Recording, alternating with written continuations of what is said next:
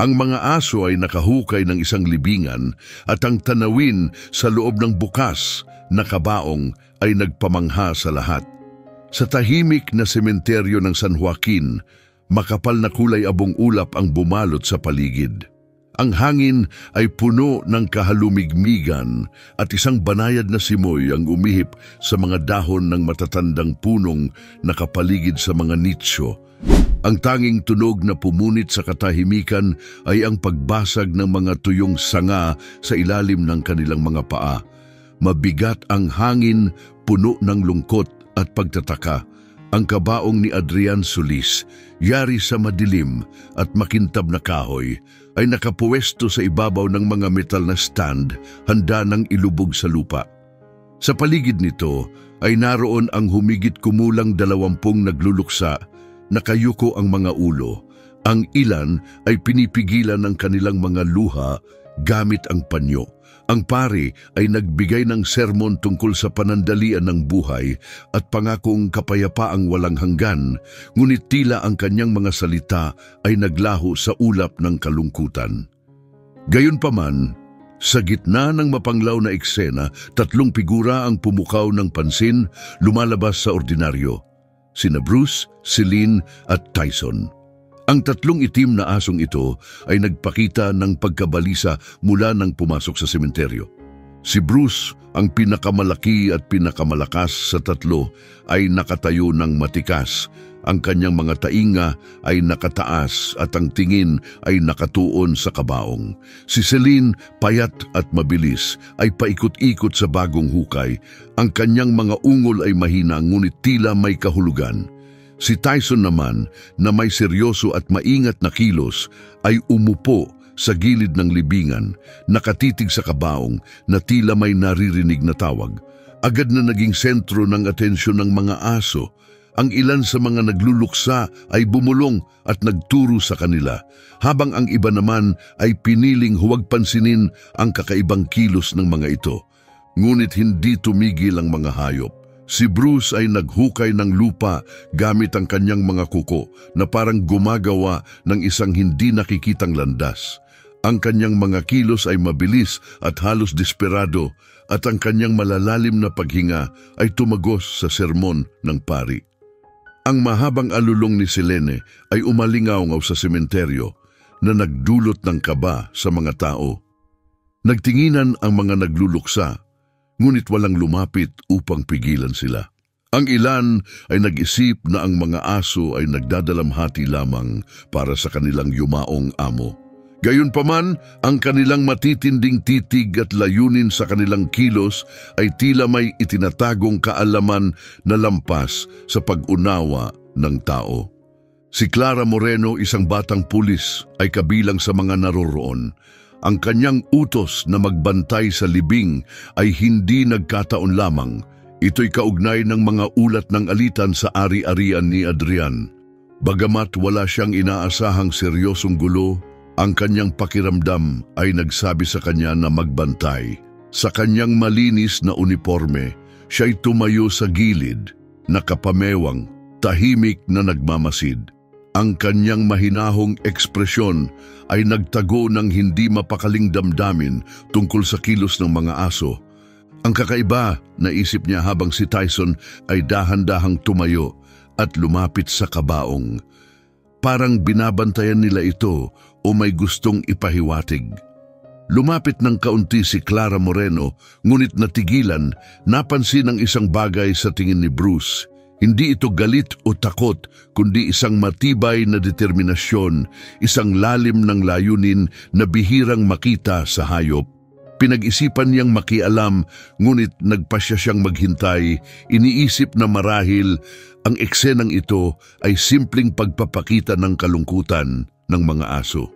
Habang tinatapos ng pare ang kanyang sermon, 2 manggagawa ang lumapit upang ibaba ang kabaong. Sa sandaling iyon, biglang kumilos si Selene, pumuwesto sa harap nila. Ipinakita niya ang kanyang mga ngipin, hindi upang manakot, kundi bilang malinaw na babala.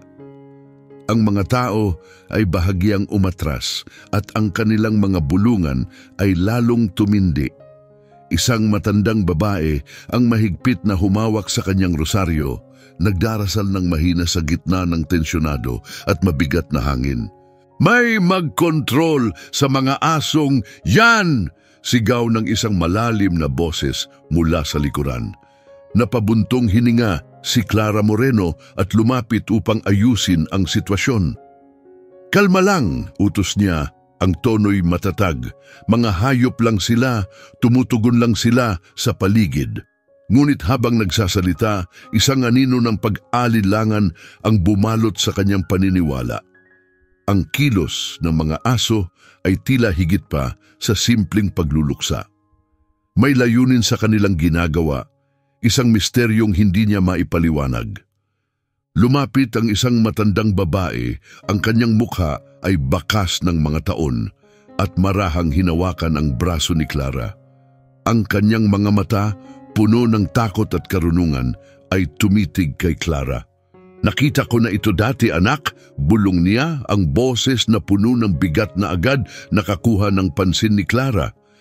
"Ang mga aso, nararamdaman nila ang hindi natin kaya. Kapag ganito sila kumilos, may mali." Lalong lumalim ang kunot sa noo ni Clara. Isang malamig na pakiramdam ang gumapang sa kanyang likod. Hindi siya madaling maniwala sa mga pamahiin, ngunit ang mga salita ng matanda ay nag-iwan ng kirot sa kanyang isipan. Muling tumingin si Clara sa mga aso. Si Bruce ay hindi gumagalaw sa tabi ng kabaong, ang mga taingay nakataas. Paikot-ikot si Celine, habang si Tyson ay nanatiling alerto, tila isang bantay na nagmamasid. Hindi ito simpleng pagkakataon, bulong ni Clara sa sarili, ngunit naputol ang kanyang pag-iisip nang magbigay hudyat ang pari upang ipagpatuloy ang libing. Habang ibinababa ang kabaong, hindi gumalaw ang mga aso, ang kanilang matitinding tingin ay hindi na tinaghabang ang lupay, unti-unting tinatakpan ang kabaong. Ang pag-uusap ng mga dumalo ay nagpatuloy, sinamahan ng tunog ng pala na humuhukay ng lupa. Muling tumingin si Clara Moreno sa mga aso bago siya lumayo, hinayaang magpatuloy ang seremonya. Gayunpaman, may bumagabag sa kanyang isipan. Mayroong mali at tila ang mga aso lamang ang nakakaalam nito. Nang tuluyang natabunan ng huling pala ng lupa ang libingan, dahan-dahang luminaw ang kalangitan at isang sinag ng araw ang tumagos, inilahad ang mga kalawangin na krus ng sementeryo. Sina Bruce, Selene at Tyson ay nanatiling nakatayo sa tabi ng bagong burol. Ang kanilang tindig ay matibay, parang mga tahimik na bantay. Ang kanilang hindi matinag na presensya ay tila nagpapatunay na ito'y hindi pangkaraniwang libing. Bagamat walang salita, ang kaba ay ramdam sa mga dumalo. Bago umalis, muling lumapit ang matandang babae kay Clara Moreno. Ang kanyang huling salita ay pumailan lang ng seryoso, "Tandaan mo, anak, kung hindi mapalagay ang mga aso, hindi rin mapalagay ang kaluluwa." Dahan-dahan siyang lumayo, iniwan si Clara sa gitna ng tahimik at nakababahalang katahimikan. Kinagabihan, naglabas ng galit ang bagyo sa San Joaquin, na tila ang langit mismo ang nagagalit. Ang kidlat ay nagbigay liwanag sa mga abandonadong kalye at ang walang tigil na pag-ugong ng ulan sa mga bubong ang pumuno sa paligid. Si Adrian Solis, basang-basa sa kabila ng kanyang lumang jacket, ay tahimik na naglalakad pa uwi mula sa trabaho sa konstruksyon. Pagod na pagod at naghahanap ng pahinga. Ngunit sa gitna ng ingay ng bagyo, isang mahinang ungol ang pumukaw ng kanyang pansin, halos natatabunan ng ugong ng hangin at ulan. Galit na sumimangot si Adrian habang hinahanap ang pinagmulan ng tunog. Sa isang sulok malapit sa isang basurahan, natagpuan niya ang isang maliit at basang karton na kahon. Ang mahina at basag-basag na ungol ay nagmumula doon na agad na nagpabilis sa tibok ng kanyang puso. Maingat siyang lumapit at yumuko upang tingnan ang laman nito. Pagbukas ng kahon, napatigil si Adrian, nagulat. Sa loob nito ay naroon ang 3 maliliit na itim na tuta, nanginginig sa lamig, basa at marumi, at halos hindi pa naibubuka ang mga mata. Nagsisiksikan sila sa isa't isa upang magbigay init. Napabuntong hininga siya ng malalim. Ang pag-aalaga ng mga hayop, ang huling bagay na kailangan niya sa kanyang sitwasyon.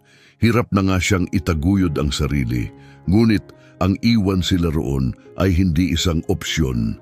Hindi nila kakayaning mabuhay sa gabing iyon sa ganitong kalagayan. Sige na nga mga munting kaibigan, bulong niya habang maingat na binalot ang mga ito sa kanyang jacket. Uwi na tayo. Hindi naging madali ang pag-uwi. Bit-bit ang mga tuta. Kinailangan niyang iwasan ang malalalim na baha habang nilalabanan ang matinding lamig. Sa bahay, inilagay niya sila sa isang malinis na kahon at pinakain ng bahagyang tinunaw na gatas mula sa kusina. Bagamat mahina, sinimulan ng mga tuta ang pag-inom at habang pinapanood sila, isang di inaasahang ginhawa ang naramdaman ni Adrian. Habang lumilipas ang mga araw at linggo, alam niyang higit pa sa kaya niyang ibigay ang pangangailangan ng mga ito, ngunit hindi niya magawang iwan sila. Pinangalanan niya ang mga ito. Si Bruce, ang pinakamalaki at tagapagtanggol. Si Celine, ang mapaglarong tagapaglakbay. At si Tyson, ang tahimik na tagamasid. Ang kanilang presensya ay nagdala ng bagong sigla sa kanyang tahanan. Muling binuhay ang kasiyahang matagal nang nawala kay Adrian. Kahit na matapos ang nakakapagod na araw sa trabaho, sumisigla ang pakiramdam ni Adrian tuwing makikita niya ang mga tuta na masiglang sumasalubong sa kanya. Ang kanyang simpleng buhay ay nagkaroon ng bagong kislap, isang kaligayahang hindi niya naranasan sa mahabang panahon. Habang tumatagal, ang mga tuta ay lumaking malalakas at tapat na mga aso. Si Bruce ang naging tagapagbantay, laging handa sa bawat tunog. Si Celine ang nagdala ng saya sa kanilang tahanan sa kanyang pagiging mapaglaro.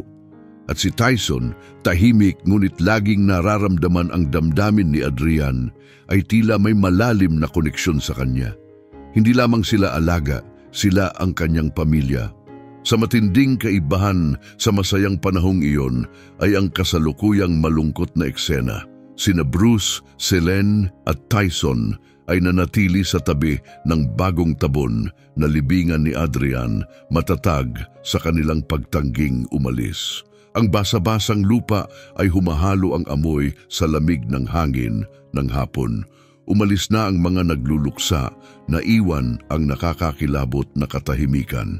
Hindi gumagalaw ang mga aso, nakaupo si Bruce, ang mga matay nakapako sa libingan na tila may hinihintay na senyales. Paikot-ikot si Celine, mahina ang pag-unggol, habang si Tyson ay nananatiling alerto, nagbabantay sa paligid. Ang kanyang tingin ay puno ng katapatan. Isang babaeng dumaan sa tarangkahan ng sementeryo ang tumingin sa mga aso, nagtataka. Bakit hindi sila umaalis? Bulong niya.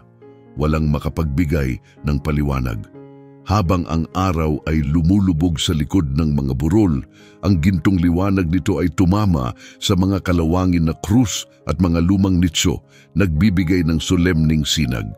Nanatili ang mga aso, tila nakagapos sa lugar ng isang ugnayang sila lamang ang nakadarama.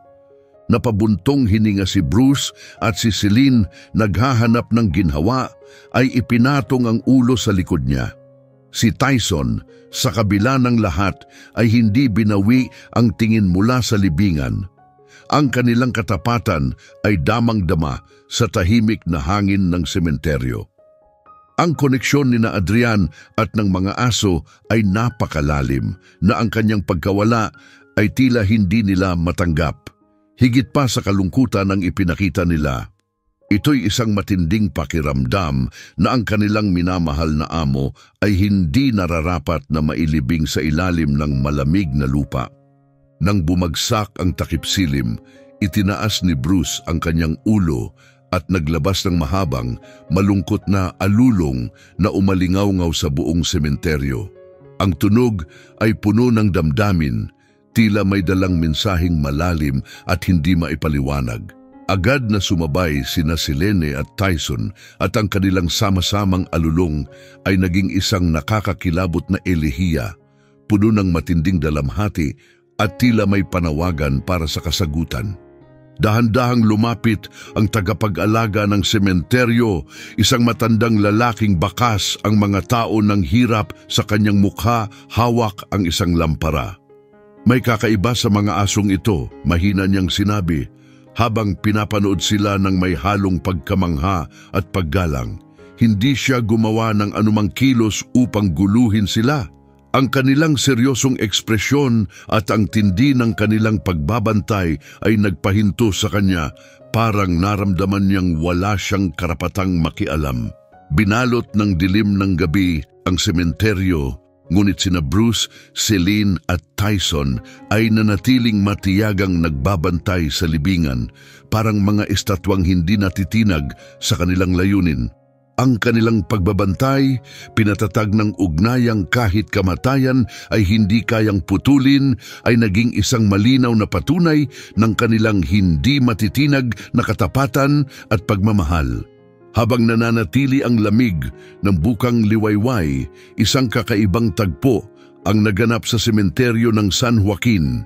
Madilim pa rin ang langit at ang mahihinang sinag ng araw ay bahagyang nagbigay liwanag sa mga lapida at tuyong puno. Sina Bruce, Celine at Tyson, ang matatapat na kasama ng yumaong si Adrian Solis, ay nanatiling nagbabantay sa kanyang libingan, walang bakas ng pagkapagod sa kanilang mga mata, kundi isang matibay na layunin. Ang katahimikan ng umaga ay naantala ng umingit ang tarangkahan ng sementeryo, hudyat ng pagdating ng unang mga bisita, isang matandang mag-asawa na regular na bumibisita upang magluksa para sa kanilang mga mahal sa buhay. Dahan-dahan silang naglakad sa landas, lihim na tinitingnan ng mga aso. Narinig na nila ang mga balita tungkol sa kakaibang kilos ng mga aso, ngunit ang makita ito ng personal ay lubos na nagbigay ng pagtataka.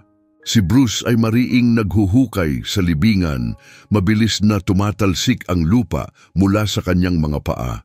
Sumama sina Celine at Tyson, ang kanilang kilos ay pinaghalong paghuhukay at matinding pagsinghot, puno ng pagmamadali na parang ang oras ay nauubos.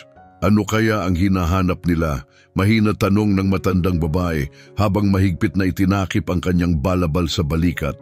Tumango lamang ang kanyang kasama, mabigat ang ekspresyon. Tiyak na may mali sa mga asong iyon. Ang kanilang paghuhukay ay agad nakatawag pansin sa iba pang naroroon sa sementeryo. Isang maliit na grupo, kabilang ang 3 bumibisita sa kalapit na libingan, ay nagtipon sa paligid ng tagpo. Isa sa kanila, isang matipuno at maingay na lalaki, ang nagtangkang paalisin ang mga aso sa pamamagitan ng pagklik ng kanyang dila, umaasang mapipigilan ang kanilang pagkilos.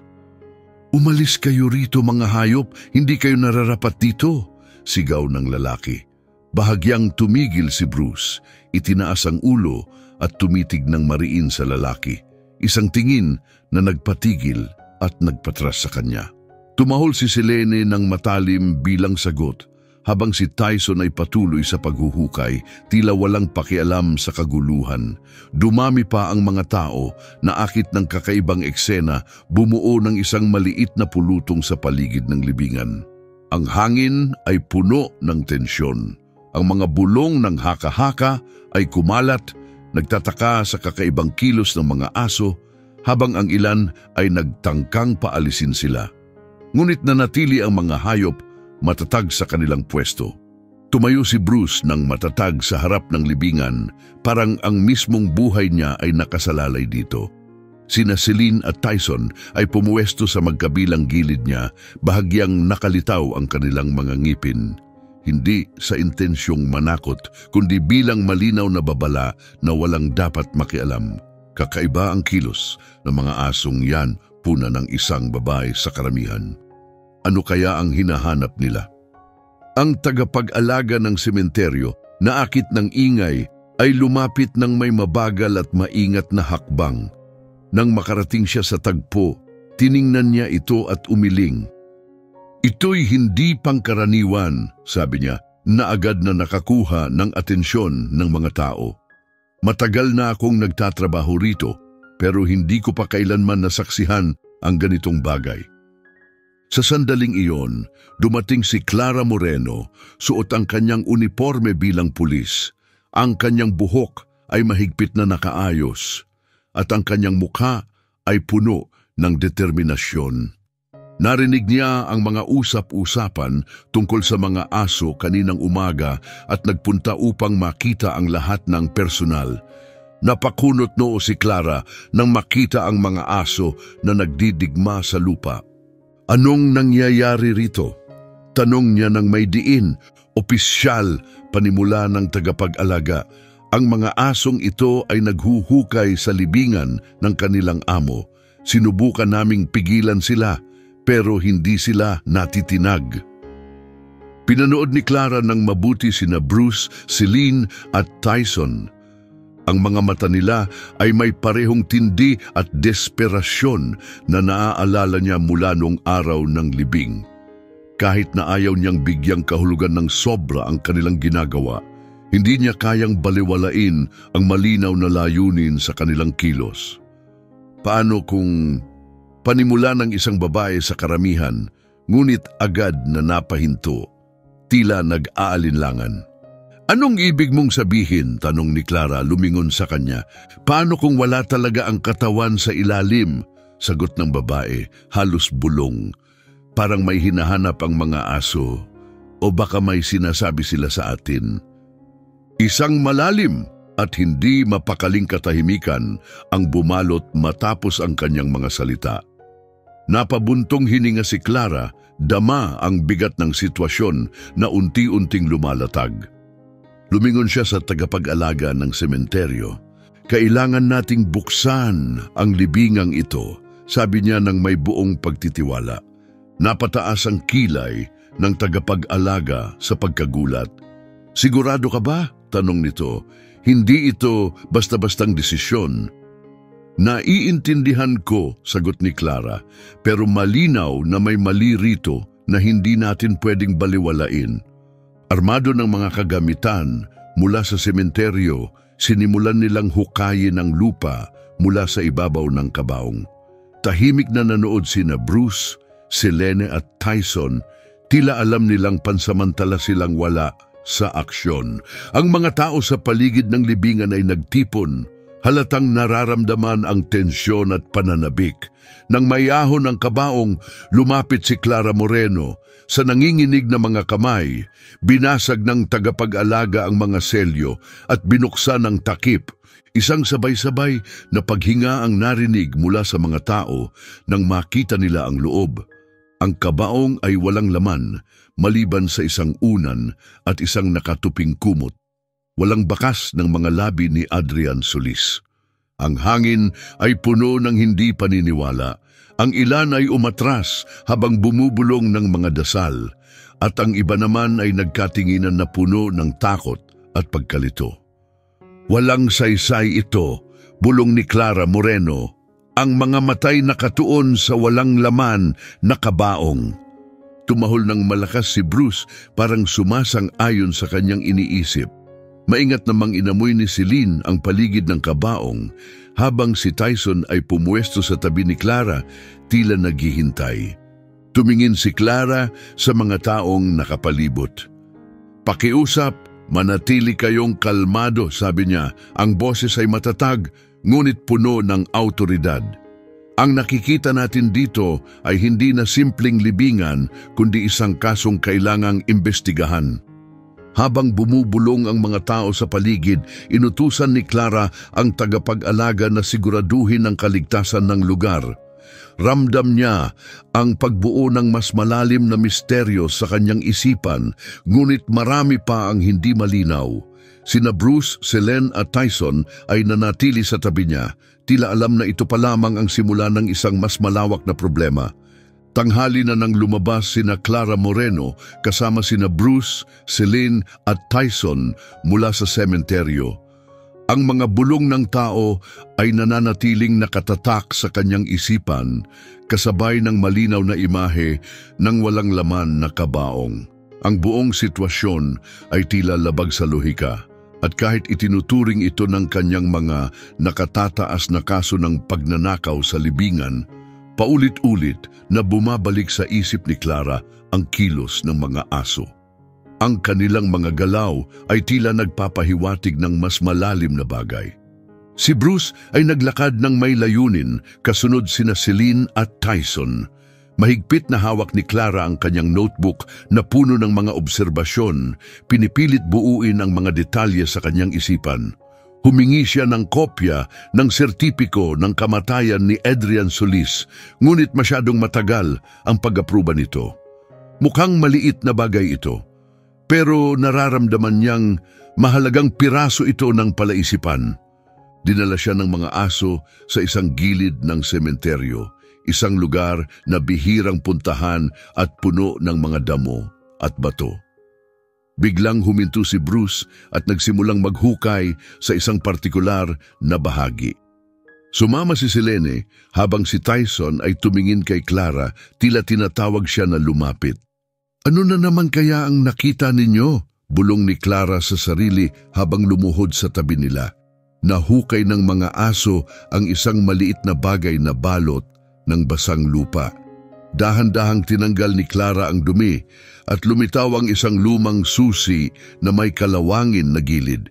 Nakaramdam siya ng kilabot habang hawak ito. Walang duda, ito ang susi sa bahay ni Adrian Solis. "Hindi ito pwedeng nagkataon lang," mahina niyang sabi, ang mga matay nakatingin sa mga aso na tila nakikinig. Nilagay niya ang susi sa isang evidence bag at tumayo. Tinitingnan ang paligid. Ang lugar ay tahimik at halos walang tao. Ngunit hindi maalis ni Clara ang pakiramdam na may nagmamasid sa kanya. Lumingon siya, inaasahang makakita ng kung sino. Ngunit tanging ang mga punong hinihipan ng hangin at ang tunog ng mga tuyong dahon sa ilalim ng kanyang mga bota ang pumuno sa katahimikan. Pagbalik niya sa istasyon ng pulisya, agad siyang nagsimulang suriin ang kanyang mga natuklasan. Isa-isa niyang pinasadahan ang mga dokumento at matapos ang ilang oras ng pagsisikap, sa wakas ay nakuha niya ang digital na kopya ng sertipiko ng kamatayan ni Adrian. Habang binubusisi ito, may isang detalye na tumama sa kanya. Ang doktor na pumirma dito ay dati nang nasangkot sa mga kaduda-dudang gawain. Bukod pa rito, mabilis na nalaman ni Clara na ang bayad para sa sertipiko ay nagmula sa isang kumpanyang may kaugnayan kay Roberto Alencar. Napakagatlabi si Clara sa inis. Batid niya ang impluensya ni Roberto sa lungsod, ngunit ang direktang ugnayan na ito ay sobrang lantad. Kung totoong sangkot si Roberto sa misteryosong pagkawala ni Adrian, kakailanganin niya ng hindi matatawarang ebidensya upang harapin ito. Kinahapunan, tumunog ang telepono ni Clara. Tumawag ang kanyang nakatataas. "Moreno, may natatanggap kaming reklamo tungkol sa paraan mo ng pagtatrabaho sa kasong ito. May mga aligasyon ng kawalan ng profesionalismo, lalo na't umaasa ka sa mga aso para sa mga lead." Hinapit ni Clara ang telepono, ramdam ang init ng kanyang damdamin. "Sir, ang kilos ng mga asong ito ang direktang nagtuturo sa atin sa mga mahalagang ebidensya. Naniniwala akong may malaki tayong natutuklasan." "Mahahalagang ebidensya?" Clara, simpleng kaso ito ng pagnanakaw ng bangkay, hindi isang malalim na misteryo. Siguro, mas mabuti nang ipasa ito sa iba. "Pasensya na po, pero hindi ako sang-ayon," sagot niya ng matatag. "May mas malalim pang dahilan dito kaysa sa nakikita natin." Nagkaroon ng sandaling katahimikan bago bumuntong hininga ang kanyang nakatataas. "Sige, gawin mo ang sa tingin mong tama, pero mag-ingat ka. Huwag mong tahasang banggain si Roberto Alencar kung wala kang matibay na ebidensya. Hindi siya magdadalawang isip na gumanti. Tumango si Clara, ramdam ang bigat ng babala ng kanyang boss, ngunit hindi natitinag sa kanyang layunin. Kinagabihan, habang abala siya sa pagbasa ng mga case file sa kanyang masikip na opisina, napansin niyang nagiging balisa sina Bruce, Celine at Tyson. Si Bruce ay pumunta sa pinto at bahagyang kinalmot ito gamit ang kanyang pau. Tahimik namang tumahol si Celine, ang mga matay nakatuon kay Clara, habang si Tyson ay nanatiling nakaupo, ngunit mariing nakatitig sa kanya. Anong nangyayari? Mahina niyang tanong habang tumayo mula sa kanyang upuan. Ang mga aso ay nagpilit, malinaw na hinihikayat siyang sundan sila. Bagamat nag-aalinlangan, batid ang mga matang nakabantay na sa kanya. Hindi niya kayang balewalain ang kakaibang kilos ng mga ito. Sinundan niya ang mga aso papunta sa isang madilim na kalye sa labas ng lungsod. Ang mga kumukurap na ilaw sa poste ay nagtatapon ng mahabang anino at ang mabigat na katahimikan ay nagdagdag sa nakakakilabot na eksena. Sa bawat hakbang, naramdaman ni Clara ang nakakakiliting pakiramdam ng mga matang nagmamasid sa kanya. Paulit-ulit siyang lumilingon, ngunit walang nakikita. Si Bruce ay naglakad ng may kumpiyansa. Kasama sina Celine at Tyson sa kanyang tabi, gumagalaw ng may sanay na koordinasyon. Biglang huminto si Bruce at tumingin sa isang luma at inabando ng gusali. Kumunot ang noo ni Clara habang pinagmamasdan ang kilos ng aso. "Anong meron dito?" Mahinang tanong niya, parang inaasahan na sasagot ito. Pumuesto si Tyson sa entrada ng gusali, nakaupo tulad ng isang bantay habang abala si Selene sa pag-amoy sa paligid. Ramdam ni Clara ang biglang pagtaas ng adrenaline. Alam niyang may mahalagang mangyayari at tila mas malakas ang pakiramdam ng mga aso tungkol dito kaysa sa kanya. Bago pumasok sa gusali, naramdaman niya ang presensya sa likuran niya. Agad siyang lumingon, handa ang kamay sa kanyang baril, ngunit wala siyang nakita. Malalim siyang huminga, sinusubukang pakalmahin ang tensyon sa sarili. Mag-focus, mahina niyang bulong. Tumahol nang mag-isa si Bruce, binasag ang katahimikan at iyon ang hudyat niya para pumasok. Sa loob, wala agad nakakaibang makikita, ngunit ramdam niyang mahalaga ang lugar na yon. Ang pagiging balisa ng mga aso ay tila nagpapahiwatig ng presensya o pangyayaring hindi pa nakikita. Pagbalik niya sa istasyon, isang hindi kilalang email ang dumating sa kanyang inbox. Kalakip nito ang isang dokumento na tahasang nag-uugnay kay Roberto Alencar sa transaksyon para sa sertipiko ng kamatayan. Bagamat hindi pa sapat upang maghain ng kaso, isa itong mahalagang bahagi ng ebidensyang binubuo niya. Sina Bruce, Celine at Tyson na nanatili sa tabi niya sa buong pagsubok ay ngayon nagpapahinga sa pintuan ng kanyang opisina. Tila alam na hindi pa tapos ang investigasyon. Habang papalapit ang madaling araw, binalot ang San Joaquin ng isang malalim at nakakabagabag na katahimikan. Hindi mapakali si Clara. Ang mga natuklasang bago ay mabigat sa kanyang isipan. Lalong naging balisa ang mga aso, para bang alam nilang malapit nang dumating ang isang mahalagang sandali. Bigla ang tumayo si Bruce, tumahol ng malakas at tumingin kay Clara na may matinding tingin. Tumayo rin sina Celine at Tyson papalapit sa pinto. Ang kanilang kilos ay walang pag-aalinlangan. Hinihikayat nila siyang sumunod. Kinuha ni Clara ang kanyang jacket, handang sundan ang bagong lead na ito. Isinuot ni Clara ang kanyang jacket, inihanda ang kanyang baril, at minsan pa'y ipinagkatiwala ang sarili sa matalas na pakiramdam ng mga aso. Sinundan niya ang mga ito sa tahimik na mga kalye, dala ng matatag na galaw ng mga hayop. Nanguna si Bruce na may kumpiyansang mga hakbang, maingat na inamoy ni Selene ang bawat bakas sa lupa at si Tyson ay paminsan-minsang humihinto, parang sinisigurado ang kaligtasan ng kanilang ruta. Ang daan ay nagdala sa kanila sa dulo ng lungsod. kung saan nakatayo ang mga inabandonang gusali mula sa isang lumipas na panahong industrial. Narito ang pagsasalin sa Filipino. Huminto si Bruce sa harap ng isang gumuguhong bodega. Basag ang mga bintana at puno ng graffiti ang mga dingding. Nagigting sina Celine at Tyson, nakatutok ang kanilang tingin sa gusali, tila may inaasahan. Bumilis ang tibok ng puso ni Clara. Kinuha niya ang kanyang flashlight at sinimulang saliksikin ang paligid. Doon niya narinig ito, ang halos di marinig na tunog mula sa loob, isang mahina at bahagyang impit na ungol. Lumuhod siya sa tabi ni Bruce. Hinaplos ang ulo nito at bumulong, "Ito na yun!" Tahimik na tumahol si Bruce, sumasang-ayon sa kanya. Maingat na humakbang si Clara papunta sa pangunahing pintuan ng bodega at itinulak ang metal na pinto. Umalingaw-ngaw ang ingay nito sa loob ng madilim na espasyo. Pilit na tumagos ang bahagyang liwanag, inilantad ang mga tambak ng kahon at mga lumang gamit. Ngunit sa dulo ng bodega may dim na ilaw na nagbigay ng hudyat na hindi siya nag-iisa. Bago pa makausad si Clara, isang matigas na boses ang pumigil sa kanya. "Sino yan?" tanong ng isang lalaki na lumitaw mula sa dilim. 3 armadong tauhan ang lumabas, handang lumaban. Agad namang kumilos sina Bruce, Celine at Tyson.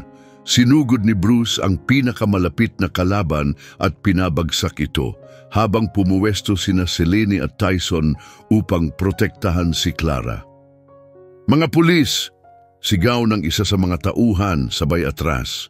Sinamantala ni Clara ang pagkakataon. Mabilis na dinisarmahan ito gamit ang isang mabilis at bihasang galaw. "Ihulog ang mga armas ninyo!" Ngayon din, utos niya, nakatutok ang baril sa 2 pang natira. Ang isa'y nagtangkang tumakas, ngunit hinarangan ni Tyson ang daan nito at ang mabangis na ungol niya'y nagpahinto sa lalaki. Nang humupa ang tensyon at nasupil ang mga tauhan, ibinaling ni Clara ang atensyon sa ilaw sa dulo ng bodega. Hinatak siya ng matinding kutob, kaya nilapitan niya ito. Doon, sa lilim, natagpuan niya si Adrian Solis. Nakatanikala sa isang lumang tubo, mukha itong pagod at gusgusin. May makapal na balbas at sirang kasuotan. Ngunit nananatiling buhay ang kislap ng kanyang mga mata. Nang makita siya, nagbago ang ekspresyon ni Adrian mula sa kawalang paniwala patungo sa pag-asa. "Adrian!" tawag ni Clara habang mabilis siyang nilapitan. "Nandito na ako!" Sagot nito ng mahina, may pangangatog ang tinig. "Akala ko'y kinalimutan na ako." Sa sandaling iyon, tumakbo sina Bruce, Celine at Tyson palapit, masiglang tumatahol. Tumalon si Bruce, dinilaan si Adrian ng walang tigil, habang sumiksik naman sina Celine at Tyson sa kanya, masiglang kumakawag ang buntot. Napabuntong hininga si Adrian, niyakap ng mahigpit ang kanyang mga aso. "Alam kong hahanapin niyo ako," bulong niya habang tumutulo ang mga luha sa kanyang pisngi. "Sigurado akong matatagpuan niyo ako." Pinanood ni Clara ang masiglang muling pagkikita, ramdam ang paghigpit ng kanyang lalamunan sa emosyon. Sa kanyang karera, nasaksihan na niya ang maraming makahulugang tagpo, ngunit ang malalim na koneksyon sa pagitan ng mga asong ito at ng kanilang amo ay tunay na nakakapukaw, isang patunay ng dalisay at walang kondisyong pagmamahal. Nang makasiguro sa kaligtasan ni Adrian, sinaliksik ni Clara ang bodega at natuklasan ng mga dokumento at ebidensyang nagdidiin kay Roberto Alencar sa kidnapping. Inilantad ng mga dokumento na ang negosyante ang nasa likod ng plano upang makuha ang ari-arian ni Adrian, gamit ang kanyang impluensya at yaman para maitago ang krimen. Inaresto si Roberto ng gabing iyon. Sa istasyon ng pulisya, hinarap siya ni Clara, hawak ang mga dokumento. "Hindi ka na kayang protektahan ng pera mo ngayon," sabi niya. Sinikap ni Roberto na magmukhang kalmado, ngunit halata ang pagkatalo sa kanyang mukha. Ang kanyang imperyo na itinayo sa pandaraya at kayabangan ay bumagsak ng kasing bilis ng kanyang pag-angat. Narito ang pagsasalin sa Filipino. Ilang araw matapos ang kanyang pagkakaligtas, bumalik si Adrian sa kanyang tahanan kasama sina Clara at ang kanyang matapat na mga aso sina Bruce, Selene at Tyson. Bagamat napabayaan ng ari-arian na natili itong kanyang kanlungan, taos puso niyang pinasalamatan si Clara sa hindi matitinag nitong paghahanap ng hustisya, ngunit ang pinakamalaking pasasalamat niya ay para sa kanyang mga aso na ang tapang ang nagligtas sa kanyang buhay. Unti-unting muling napuno ng sigla ang simpleng bahay habang sinimulan ni Adrian ang pag-aayos nito. Bawat ladrilyong itinayo ay naging simbolo ng kanyang muling natagpuang pag-asa para sa hinaharap. Malayang gumala ang mga aso, ang kanilang masayang tahol ay umalingaw-ngaw, nagdiriwang ng kanilang muling naangking tahanan. Ang takip-silim ng katapatan. Isang tahimik na gabi, habang ang araw ay lumulubog sa likod ng mga burol, binabalutan ng makukulay na kahel at ginto ang kalangitan. Naupo si Adrian sa kanyang beranda. Hawak ang isang tasang kape na nagbibigay init sa kanyang mga kamay. Pinanood niya sina Bruce, Selene at Tyson na masayang naglalaro sa bakuran. Ang simoy ng hangin ay mahinang humihihip sa mga dahon at ang masasayang ingay ng mga aso ay pumuno sa hangin. Isang nanggiti ang sumilay sa mga labi ni Adrian habang siya ay niyakap ng kapayapaan. Labis na napuno ng pasasalamat, bumulong siya sa sarili. Ang katapatan at pagmamahal ay lagpas sa mga salita. Sila ang mga ilaw na tumatanglaw sa ating landas patungo sa katotohanan.